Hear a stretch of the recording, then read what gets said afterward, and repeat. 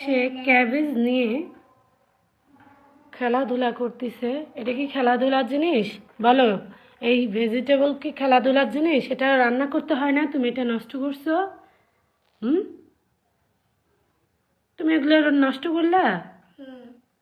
বলো কেন নষ্ট করছো তুমি ওটা, বলো।